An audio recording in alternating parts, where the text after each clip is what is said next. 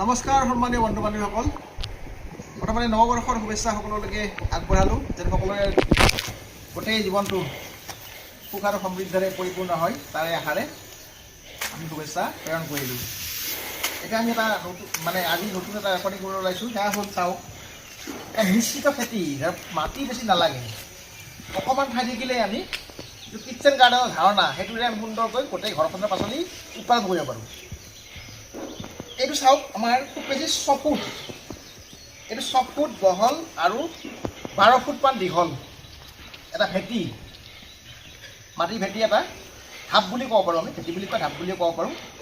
6 foot আৰু 12 ফুটমান দীঘল ভেটিটোৰ পৰা বা ঢাপটোৰ পৰা আমি বিধে বিধে আমি পাচলি তৈয়াৰ কৰি ল'ব পাৰোঁ। এতিয়া চাওক, আমি গাজৰ দিছোঁ, এই লাইন গাজৰ দিছোঁ ধুনীয়াকৈ। গাজৰৰ এই বৃদ্ধি দেখিছেই, গাজৰ ধৰিবলৈ পৰিণত হোৱা নাই, কিন্তু ধৰিছে আৰু প্ৰায় এমাহমানৰ ভিতৰত পৰিণত হ'ব। এইটো লাইন গাজৰ দিছোঁ। মাজত আকৌ চাপৰ হৈ গাজৰ আছে ইয়াতে, এইবিলাক দুই এটা অদৰকাৰী বস্তু আছে, আমি উঠাই দিম।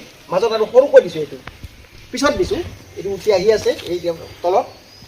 আৰু চাওক, এয়া আমি মূলা দিছোঁ। মূলাই আমাৰ দুবিধ দিছোঁ আমি ইয়াতে, বগা মূলা আৰু ৰঙা মূলা। কাৰণ এটা সোনকালে হয় আৰু এবিধ দেৰিকৈ হয়। এয়া চাওক, সুন্দৰ উৎপাদন হৈছে।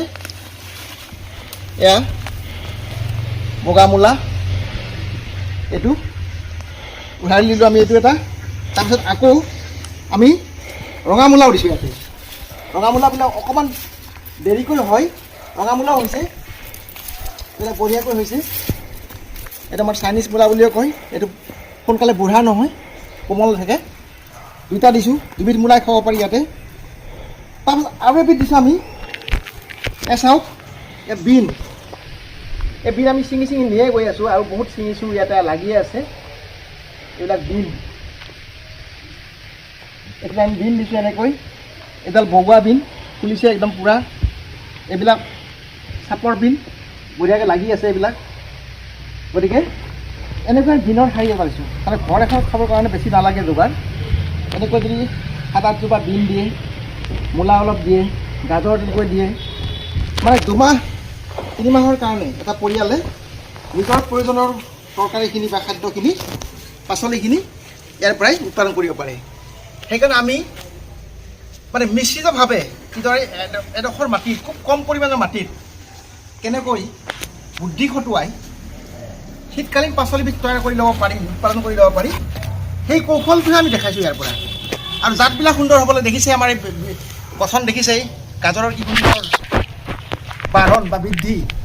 এইবিলাক গাজৰ ধুনীয়া হ'ব, ডাঙৰ হ'বলৈ আৰম্ভ কৰিছে আৰু এমাহমানৰ ভিতৰত ই সুন্দৰ পৰিণত হৈ ওলাব। মূলাটো দেখুৱালৈ মূলা আৰু ডাঙৰ হ'ব, ৰঙা মূলাও ডাঙৰ হ'ব, বগা মূলা ডাঙৰ হ'ব।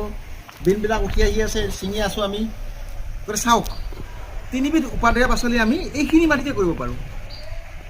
গতিকে সকলোৱে নিজৰ নিজৰ বুদ্ধি খটুৱাই এনেদৰে অকণমান মাটি থাকিলেও কৰিব পাৰে, মাটি এসোপা নালাগে।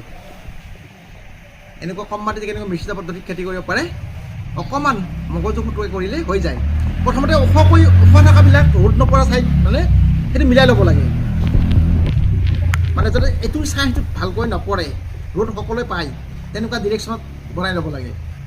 আমি এনেকৈ বনাইছোঁ, পথালিকৈও বনাব পাৰে কোনোবাই।